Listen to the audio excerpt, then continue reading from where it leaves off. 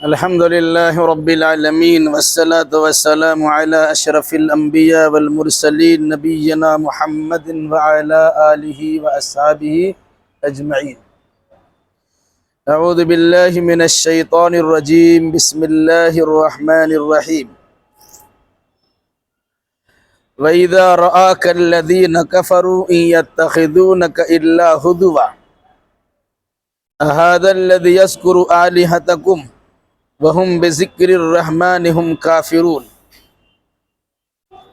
خلق الإنسان من عجل سأريكم آياتي فلا تستعجلون ويقولون متى هذا الوعد إن كنتم صادقين.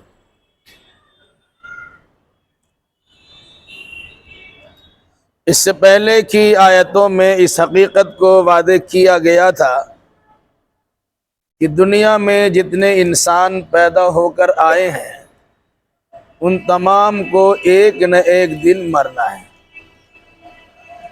وہ چاہے انبیاء و مرسلین ہو، چاہے عام نیک صالحین ہو. روئے زمین پر کسی کو ہمیشگی اور دوام بخشا نہیں گیا ہے، بلکہ جو آیا ہے اس کو مرنا ہی مرنا ہے. اصل میں مشرکین مکہ اللہ کے نبی صلی اللہ علیہ وسلم کی موت کی تمنا کر رہے تھے، تو اللہ نے کہا کیا آپ کی وفات ہو جائے گی تو یہ لوگ بچ جائیں گے؟ ظاہر سی بات ہے، ان کو بھی جانا ہے، آپ کو بھی جانا ہے. اس لیے اپنا کام جاری رکھیے. آپ کے خلاف جس قسم کی تمناؤں کا اظہار یہ غیر مسلمین کفار و مشرکین کرتے ہیں، اب اس پر توجہ مت دیجیے. پھر اخیر میں بات آئی تھی کہ اللہ تبارک و تعالی انسان کو ہر ایک اعتبار سے آزماتا ہے. کبھی خیر کے ساتھ آزماتا ہے، کبھی شر کے ساتھ آزماتا ہے. کبھی صحت دے کے آزماتا ہے، کبھی صحت چھین کے آزماتا ہے. کبھی کسی کو مال و دولت دے کے آزماتا ہے اور کسی سے مال و دولت چھین کے آزماتا ہے. یعنی آزمانے کے اللہ تبارک و تعالی کی مختلف شکلیں ہوتی ہیں. تو جو انسان ان چیزوں کو امتحان و آزمائش سمجھتا ہے اور اپنے آپ کو امتحان میں کامیاب ہونے کی کوشش کرتا ہے اور وہ کامیاب ہو جاتا ہے تو اللہ تبارک و تعالیٰ اسے دین و دنیا دونوں میں نواز دیتا ہے. لیکن اگر کوئی انسان کامیاب نہیں ہوتا، فیل ہو جاتا، تو یہاں بھی تباہی و بربادی ہے اور مرنے کے بعد بھی ذلت و خواری ہے. آگے کی آیتوں میں رسول اکرم صلی اللہ علیہ وسلم سے متعلق چند باتیں بیان کی جا رہی ہیں. وَإِذَا رَآكَ الَّذِينَ كَفَرُوا إِن يَتَّخِذُونَكَ إِلَّا هُزُوًا. جب یہ کفار و مشرکین آپ کو دیکھتے ہیں تو آپ کا مذاق اڑانا شروع کر دیتے ہیں. مذاق اڑانے کی بھی شکل کئی ہوتی ہے. یہ کفار و مشرکین سوچ بھی نہیں سکتے تھے کہ اللہ کے نبی صلی اللہ علیہ وسلم جو یتیم ہیں، جن کے والد کا سایہ سر سے اٹھ چکا ہے، جن کی پرورش کرنے والے دادا پھر اس کے بعد چچا ہے، اس بچے کو اللہ تبارک و تعالیٰ نبی کیسے بنا دے گا؟ اتنا بڑا مقام کیسے عطا کر دے گا؟ پھر اگر اللہ تعالیٰ کو نبی و رسول بنانا ہوتا تو کسی امیر کبیر انسان کو بناتا، یہ غریب و نادار کو کیسے بنا دیا؟ اس طرح کی باتیں اللہ کے نبی صلی اللہ علیہ وسلم کے خلاف لوگ کرتے تھے، اس طرح مذاق اڑاتے تھے. کبھی یہ کہتے اَهَذَا الَّذِي يَذْكُرُ آلِهَتَكُمْ، یہی وہ آدمی ہے جو تمہارے معبودوں کو برا بھلا کہتے ہیں اور ان کا خود رہنے کا ٹھکانہ نہیں ہے. یہ بازار میں چلتے پھرتے ہیں، کھاتے پیتے ہیں، اپنا کام کاج کرتے ہیں اور یہ کہہ رہے کہ ہم اللہ کے نبی ہیں. یہ کیسے ہو سکتا ہے؟ اس طرح کی باتیں بیان کر کے در حقیقت کفار و مشرکین اللہ کے نبی صلی اللہ علیہ وسلم کا تمسخر کرتے تھے، مذاق اڑاتے تھے. اللہ تبارک و تعالیٰ نے اس کے یہ جواب دیا ہے وَهُمْ بِذِكْرِ الرَّحْمَنِ هُمْ كَافِرُونَ. ان لوگوں کا اپنا حال یہ ہے کہ وہ اللہ کے ذکر کا انکار کرتے ہیں. بھائی ساری کائنات کو اللہ نے پیدا کیا ہے، اس کی روزی رسانی اللہ کے ذمے ہے، ساری سہولیات اللہ فراہم کرتا ہے. اللہ کے سامنے معبودان باطل کی کوئی حیثیت نہیں ہے. تو اگر یہ محمد صلی اللہ علیہ وسلم نے ان کے معبودوں کی درگت بنائی یا ان کے بارے میں کہا کہ ان کے پاس نفع نقصان کا کچھ اختیار نہیں ہے، بلکہ ان کے سامنے چڑھاوا جو چڑھایا جاتا مکھی اس میں سے کچھ اچک لے جائے، اس کے اندر وہ طاقت بھی نہیں ہے کہ مکھی سے وہ چیز مٹھائی کو چھوڑا سکے، یہ ان کا یہ حال ہے، تو ان کو برا لگتا ہے۔ جبکہ ان کا حال خود یہ ہے کہ یہ لوگ اللہ تبارک و تعالیٰ کا کھاتے ہیں اور غیر اللہ کا گن گاتے ہیں۔ ہونا تو یہ چاہیے کہ اللہ کا نام لیتے، تو یہ اللہ کے نام لینے سے چڑے ہوئے ہیں، ان کو اپنی حرکت سمجھ میں نہیں آتی ہے، اور اگر اللہ کے نبی صلی اللہ علیہ وسلم نے مبنی پر حقیقت بیان کی تو لوگ ان کا خلاف کرتے ہیں۔ یہ کفار کا کہنا کہ یہی وہ انسان ہے جو تمہارے معبودوں کی برائی بیان کرتا ہے، ان کا نام ان کا تذکرہ کرتا ہے، ان کے غیر مختار ہونے کا ذکر بھی کرتا ہے، ان کے ہاتھ پاؤں سلامت ہونے کے باوجود بظاہر لگتا ہے کہ دکھتا ہے، لیکن اس کے پاس نہ دیکھنے کی طاقت ہے، نہ سننے کی طاقت ہے، نہ پکڑنے کی طاقت ہے، نہ اپنے اندر کی کچھ خرابی کو مٹانے کی طاقت ہے۔ اگر اس قسم کی بات نبی کرتے ہیں تو ان کو تکلیف ہوتی ہے۔ جبکہ کوئی انسان سوچے کہ جتنی بھی مورتی بنایا، مجسمہ کون بناتا؟ خود ہی نے بنایا ہے۔ بھائی ہم نے اس کو رگو روگن کیا تو لگتا ہے کہ بالکل دکھ رہا ہے، لیکن اس آنکھ میں بینائی تو نہیں ہے، ایسا لگتا ہے ابھی پکڑ لے گا لیکن ہاتھ میں پکڑنے کی طاقت تو نہیں ہے۔ ایسا کان بنا کے رکھا، لگتا ہے کہ وہ ساری باتیں سن رہے ہیں۔ اب ان کو گالی دیجئے کہ برا بھلا کہیے کہ اچھا تعریف کیجئے، وہ سننے کے لیے تیار ہی نہیں ہے۔ تو جو حقیقت ہے اسی کو بیان کیا گیا، یہ بات ان کو اچھی نہیں لگتی ہے۔ حالانکہ اللہ تبارک و تعالیٰ ساری چیزوں کو سننے والا، ساری چیزوں کو دیکھنے والا، سارے کام کرنے والا، مشکلات کو دفع کرنے والا، اچھائی انسان کو عطا کرنے والا، تو انسان کو اللہ کا نام لینا اچھا نہیں لگتا۔ اسی قرآن نے کیا کہا؟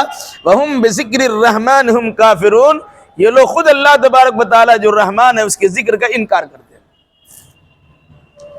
خُلِقَ الْإِنسَانُ مِنْ عَجَلٍ، انسان کی فطرت میں جلد بازی شامل کر دی گئی۔ انسان پیدا ہوا ہے جلد باز۔ کیوں ایسا کہا گیا؟ انسان کو جب تھوڑی سی مصیبت لاحق ہوتی ہے تو کہنا شروع کرتا ہے کاش کہ مر جاتے تو اچھا تھا، اے اللہ یہ دن نے دیکھنا پڑتا، موت دے دے۔ یہ جلد بازی کا نتیجہ ہے۔ یہ سوچتا ہے کہ انسان جلد بازی میں مالدار بن جائے، ساری خیر اور بھلائی وہ جمع کر لے۔ اس میں آدمی کو سوچنا بھی چاہیے، موقع بھی لینا چاہیے، نہیں کرتے کیا ہے ابھی ہم کو سارا کام چاہیے۔ اسی انداز سے اگر اللہ تبارک و تعالیٰ نے کسی مصیبت سے دوچار کر دیا تو مصیبت پر صبر کرنا چاہیے تھا، اللہ تبارک و تعالیٰ کی بارگاہ میں جھکنا چاہیے تھا، لیکن جھکنے کے بجائے انسان کرتا کیا ہے؟ موت کی تمنا کرنا شروع کر دیا۔ یاد رکھیے گا، اسلامی شریعت میں اگر کوئی انسان سخت بیمار پڑا ہے یا مصیبت سے دوچار ہو گیا ہے یا پریشانی میں گھرا ہوا ہے، وہ اس وقت موت کی تمنا نہیں کر سکتا ہے، بلکہ کہا گیا اگر تمنا کرنا ہے تو اس طرح دعا کریں، اللہم ان کانت الحیات خیرا لی فاحیینی وان کانت الممات خیرا لی فامیتنی، اے اللہ اگر میرا زندہ رہنا بہتر تو زندہ رکھ، اور اگر مر جانا بہتر ہے تو موت دے دے۔ ہم کو تو معلوم نہیں کہ زندہ رہیں کہ مریں گے، لیکن اللہ نے کہا اللہ کے اختیار میں چھوڑ دو، اس طرح اللہ سے دعا کر، واقعی دعا کرنے تو اس طرح دعا کرو، لیکن مصیبت سے تنگ آ کر، تکلیف کو برداشت نہ کرنے کی طاقت پا کر انسان یہ کہنا شروع کرتا ہے اللہ موت دے دے، اور اسی کا نتیجہ انسان خودکشی کرتا ہے، آتم ہتیا کرتا ہے، کہیں جا کر ٹکرا کے مر جاتا ہے، کچھ حرکتیں کر لیتا ہے۔ یہ در حقیقت انسان کی جلد بازی کا نتیجہ ہے۔ قرآن نے کہا انسان کی فطرت میں جلد بازی رکھی گئی ہے، اسی میں سے ایک جلد بازی کی شکل یہ ہے، ہر نبی نے اپنے زمانے میں امت سے یہ کہا کہ مان لو اسی میں تمہاری بھلائی ہے، اللہ اس کے رسول کی بات مانو گے تمہاری بھلائی اسی میں ہے، اور اگر نہیں مانو گے تو اللہ کا عذاب آ جائے گا۔ دنیا میں اگر انکار کرو گے نبی اور رسول کا تو اللہ کے عذاب سے دوچار ہو سکتے ہو، اور اگر ایسا بھی نہیں ہوا پھر قیامت تو آنا ہی آنا ہے، مر جاؤ گے قیامت قائم ہو جائے گی، پھر اس کے بعد اللہ کی بارگاہ میں پیشی ہوگی، حساب چکانا پڑے گا۔ تو یہ لوگ سمجھتے تھے کہ نبی اپنی جانب سے اسی قسم کی بات بولتے رہتے ہیں، ایسی بات بولتے ہیں، تو کرتے کیا تھے؟ مطالبہ کرتے تھے کہ وہ عذاب آپ کا کہاں ہے جس کی دھمکی بار بار دیتے ہیں؟ اتنے دنوں سے ہم آپ کی مخالفت کر رہے ہیں، آپ کی بات سن نہیں رہے ہیں، اور آپ نے کہا تھا کہ نبی کی بات نہیں مانو گے تو اللہ کا عذاب آ جائے گا، وہ عذاب کہاں ہے؟ اس طرح اللہ کے نبی صلی اللہ علیہ وسلم کو پریشان کرتے تھے، گویا آپ کو غلط ثابت کرنے کی کوشش کرتے تھے، یہ عذاب نہیں ہے، اس کا مطلب ہے اب جھوٹ بولتے ہیں۔ اس طرح اپنے لوگوں میں مذاق اڑاتے تھے، یہ دیکھو بڑی لمبی لمبی باتیں کرتے تھے، عذاب آ جائے گا، ابھی تک عذاب کا پتہ نہیں۔ قرآن نے کہا سأریکم آیاتی فلا تستعجلون، لوگوں سنو، میں ان قریب اپنی نشانیاں تمہیں دکھلاؤں گا، اس لیے تم جلد بازی مت کرو۔ وہ نشانی کیا ہے؟ کم سے کم دو نشانی، ایک تو یہ ہے اللہ کے رسول محمد صلی اللہ علیہ وسلم کی رسالت کی نشانی تمہارے سامنے ایسا ظاہر کر دوں گا کہ تم اس کا انکار ہی نہیں کر سکو گے، یا پھر تمہارے اوپر اللہ تبارک و تعالیٰ کی جانب سے ایسا عذاب آ جائے گا کہ جس کو تم برداشت ہی نہ کر سکو گے۔ آج تمہیں لگتا ہے نا کہ بس ان کا جو وعدہ کیا وعدہ پورا نہیں ہو رہا ہے، جو دھمکی دی جا رہی ہے وہ دھمکی پوری نہیں ہو رہی ہے، تو ان قریب میں تمہیں اپنی نشانیاں دکھلاؤں گا۔ کیسی نشانی؟ جنگ کی حالت پیدا ہوگی، تمہارے بڑے بڑے سردار تہ تیگ کر دی جائیں گے۔ دیکھیے جنگ بدر کو دیکھ لیے، جنگ احد کو دیکھ لیے، جنگ خندق کو دیکھ لیے۔ اللہ کے نبی صلی اللہ علیہ وسلم اپنی زندگی میں 27 لڑائیوں میں خود شرکت کی ہے، کہا یہ بھی عذاب کی شکل ہے، یہ بھی ہماری نشانی ہے کہ تمہاری ساری اکڑ نکل گئی، تم اللہ کے نبی صلی اللہ علیہ وسلم کو نیچا دکھانے کی کوشش کر رہے تھے، لیکن جب اللہ تبارک و تعالیٰ کا عذاب آیا تو بڑے بڑے سردار تمہارے کام آ گئے، انہیں تہ تیگ کر دیا گیا۔ کہاں ہے ابو لہب، کہاں ہے ابو جہل، کہاں بھائی امیہ بن خلف، کہاں تمہارے سرداران، سب تو چلے گئے۔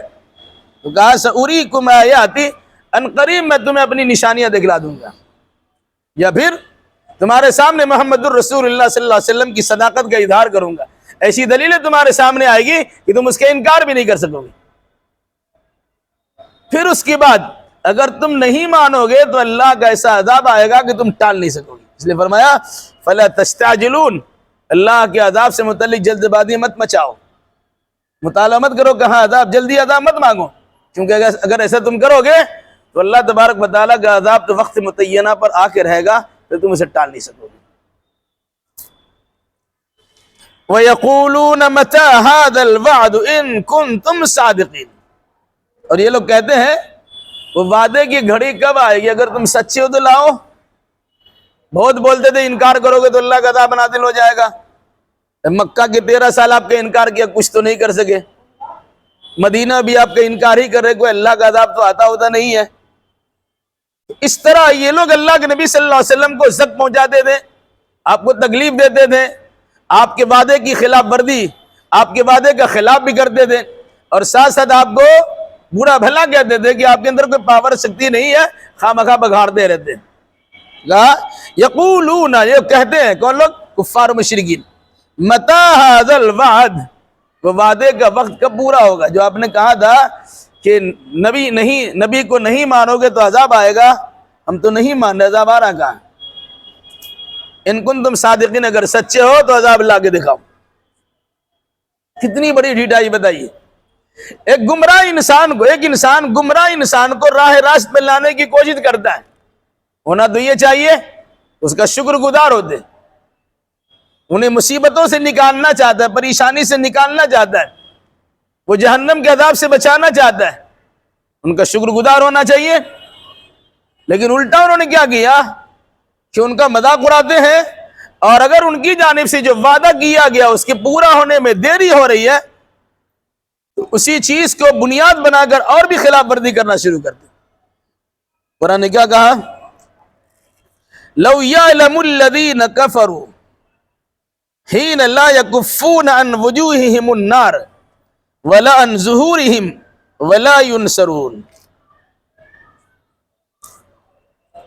کاش یہ اگر یہ لوگ دیکھ لیتے، اگر جان لیتے، وہ لوگ جنہوں نے کفر کیا ہے اس وقت کو، ہی نا جس وقت لا یکفون عن وجوہہم النار، جس وقت یہ لوگ اپنے چہرے سے آگ کو ہٹا نہیں سکیں گے اور نہ اپنے پیٹھ سے آگ کو ہٹا سکیں گے، ولا هم ينصرون، اور ان کی مدد بھی نہیں کی جائے گی۔ مطلب کیا ہے؟ ابھی ان کو سمجھ میں نہیں آ رہا ہے، عذاب الہی کی دو شکلیں کم سے کم ہو سکتی ہے، یا تو دنیا ہی میں اللہ کے عذاب سے دو چار ہو جائے، جب اللہ تبارک و تعالیٰ عذاب کا کوڑا برسا دے گا تو دنیا کی کوئی طاقت اسے بچا نہیں سکے گی، اور اگر دنیا میں چھوڑ دیا گیا، اسے مہلت دے دی گئی، سدھرنے سنورنے کا موقع دیا گیا، اصلاح کرنے کی اس کے لیے سہولت فراہم کی گئی، لیکن اس سے فائدہ نہیں اٹھایا اور اس کی موت واقع ہو گئی، اسی کفر پر اس کی موت واقع ہوئی، ایمان کی دولت سے وہ محروم رہا، کافر ہو گئی، مر گیا، پھر اس کے بعد میدان محشر میں ان کی پیشی ہوگی، حساب کتاب کا معاملہ ہوگا، اسے جہنم میں جا ڈالا جائے گا۔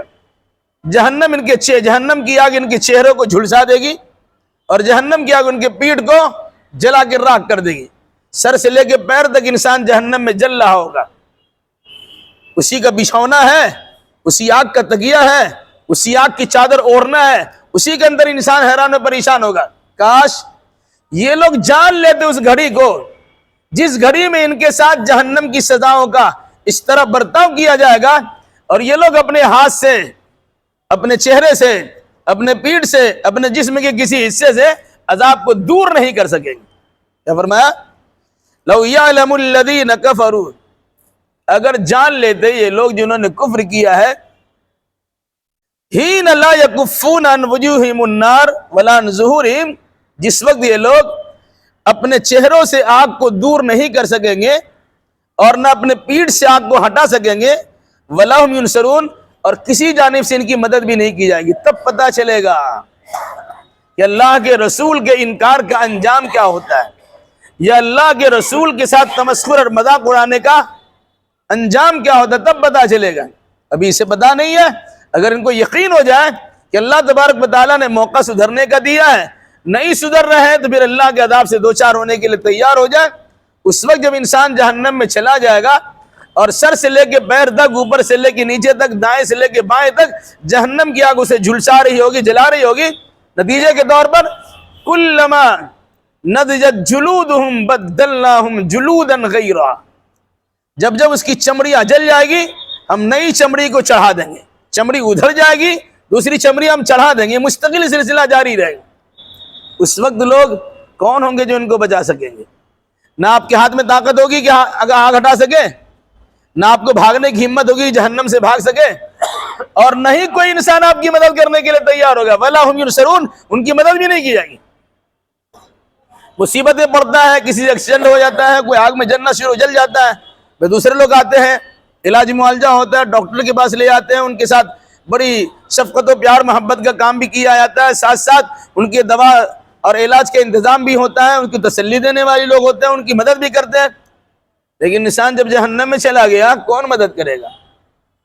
جہنم سے کوئی نکالنے کے لیے، کوئی بچانے کے لیے تیار نہیں ہوگا۔ اس لیے قرآن نے کیا کہا کہ یہ لوگ سمجھتے نہیں ہیں، کاش کہ جان لیتے، یا اگر یہ جان لیتے اس گھڑی کو جس گھڑی نے جہنم میں ڈالا جائے گا، اور یہ جہنم کی آگ کو اپنے ہاتھوں سے، اپنے چہروں سے، اپنے پیٹھ سے، اپنے جسم کے حصوں سے ہٹا نہیں پائیں گے اور کسی جانب سے ان کی مدد نہیں کی جائے گی، تب ان کو احساس ہوگا کہ دنیا میں کاش کہ محمد الرسول اللہ کی بات سن لیے ہوتے اور ان پر ایمان لا کر ایمان کی دولت سے مالا مال ہو جاتے، تو آج یہ برا دن دیکھنے کو نہیں ملتا۔ بل تأتیہم بغتۃ فتبہتہم فلا یستطیعون ردہا ولا ہم ینصرون، بلکہ وہ عذاب ان کے پاس اچانک چلا آئے گا، فتبہتہم، یہ ہکا بکا رہ جائیں گے۔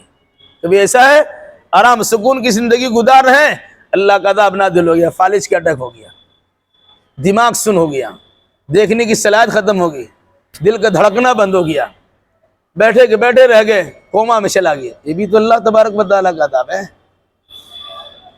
یا اس کے علاوہ اور میں سے بہت سارے حالات پیدا ہو گئے، یا کہیں اللہ تبارک و تعالیٰ کی جانب سے عذاب میں کوڑا برسا دیا گیا، اللہ نے کسی مصیبت میں اسے گھیر لیا، ایسا بھی ہو سکتا ہے۔ پھر انسان اس وقت میں ہکا بکا رہ جائے گا، مبہوت ہو جائے گا، اب کیا کرے، کچھ کام نہیں آتا ہے، الٹی ہو گئی سب تدبیریں، کچھ بھی دوا نہ کام کیا، کوئی دوا کام نہیں کر رہی۔ یا پھر اس کے بعد اخیر کا مرحلہ تو ہی ہے، قیامت قائم ہو جائے گی، اچانک قیامت قائم ہوگی، انسان کپڑا بیچنے کے لیے کپڑا پھیلایا ہوا، دوسرا آدمی دیکھ رہا ہے قیامت قائم ہوگی، کوئی لینے والا نہیں ہے، تو ایک آدمی بات کر رہا ہے کسی آدمی سے، ابھی بات مکمل نہیں، قیامت قائم ہو گئی، معاملہ تمام ہو گیا، کہ اچانک وہ قیامت آ جائے گی۔ فتبہتہم، یہ چیز یا قیامت کا اچانک برپا ہو جانا، ان کو ہکا بکا کر دے گا. فلا یستطیعون ردھا، وہ قیامت کو ٹال بھی نہیں سکیں گے، یا آنے والی مصیبت کو دفع نہیں کر سکیں گے. ولا ہم ینظرون، اور انہیں مہلت بھی نہیں دی جائے گی کہ تھوڑی سی مہلت مل جائے. اب موت کا فرشتہ آ گیا، بہت سارے کامرے ان کے بکھرے پڑے ہوئے، اب وہ گر گرا رہا کہ بھائی 5 منٹ کا موقع، 10 منٹ کا موقع دیے، ہم کچھ وصیت کر دیں. کیا موقع ملے گا؟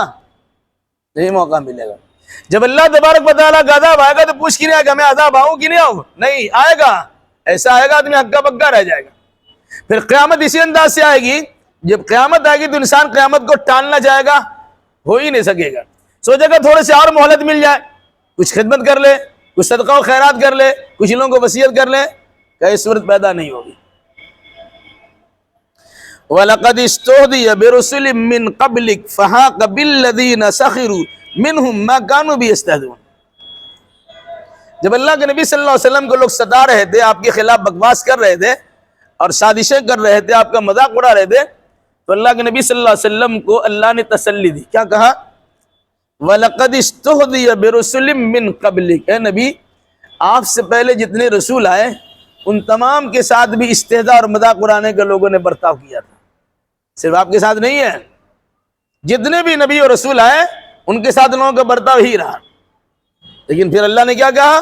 فَحَاقَ بِالَّذِينَ سَخِرُوا مِنْهُمْ، ان میں سے جن لوگوں نے اللہ کے رسول کا مذاق اڑایا تھا، جس چیز کی وجہ سے مذاق اڑایا تھا، اسی چیز نے ان کو اللہ کا عذاب بن کر گھیرے میں لے لیا. مذاق اڑا رہے تھے کہ اللہ کا عذاب کہاں ہے. جب اللہ کا عذاب نازل ہو گیا تو سمجھ میں آیا کہ ہم تو کچھ نہیں کر سکتے. مذاق اڑا رہے تھے کہ قیامت کب برپا ہوگی، پھر اللہ تبارک و تعالیٰ قیامت برپا کر دے گا تو سمجھ میں آئے گا انسان کچھ نہیں کر پا رہے ہیں. مذاق اڑا رہے تھے کہ جہنم کہاں ہے، تو خامخواہ جہنم کی بات کرتے ہیں آپ. جب جہنم انسان داخل ہوگا تو اس کے بعد احساس ہوگا کہ ہم نے اس جہنم کا مذاق اڑایا تھا، یا اس جہنم کی وجہ سے نبی کا مذاق اڑایا تھا. وہ جہنم کی آگ تو ہمارے سامنے ہے. اس لیے قرآن نے کہا فَحَاقَ بِالَّذِينَ سَخِرُوا مِنْهُمْ، ان میں سے جن لوگوں نے مذاق اڑایا تھا اسی چیز نے ان کو اپنے گھیرے میں لے لیا. عذاب کا مذاق اڑایا تھا، عذاب میں چلے گئے. قیامت کا مذاق اڑایا تھا، قیامت کے لپیٹ میں آ گئے. جہنم کے عذاب کا مذاق اڑایا تھا، وہ جہنم کا عذاب پورا کا پورا سامنے. اس لیے نبی آپ سے یہ کہا جا رہا ہے کہ اگر یہ لوگ آپ کا مذاق اڑاتے ہیں تو آپ کو کبیرہ خاطر نہیں ہونا ہے، رنجیدہ نہیں ہونا ہے، غمگین نہیں ہونا ہے، بلکہ یہ سوچنا ہے کہ آپ سے پہلے جن جن لوگوں نے یہ کام دعوت و تبلیغ کا کیا تھا ان تمام لوگوں کے ساتھ لوگوں کا برتاؤ یہی سے ہی رہا ہے. اس لیے آپ مان کے چلیے کہ آپ کے ساتھ لوگ ایسا کرتے ہیں، اس سے آپ کا درجہ گھٹتا نہیں بلکہ آپ کا درجہ بڑھ رہا ہے.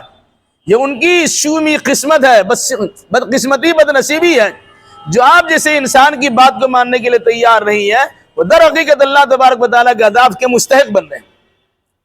اس میں اللہ کے نبی صلی اللہ علیہ وسلم کے لیے تسلی ہے، ہر اس انسان کے لیے تسلی ہے جو انسان دعوت و تبلیغ کا فریضہ انجام دیتا ہے اور قوم اس کے خلاف کارروائیاں کرتی ہے. ان کو بتایا گیا اب اللہ کے لیے کام کرتے ہیں تو صبر و تحمل کے ساتھ کام کرتے رہیے. آپ کی جانب سے آپ کا دفاع اللہ کرے گا، آپ کی جانب سے ان کا جواب اللہ تبارک و تعالیٰ دے گا.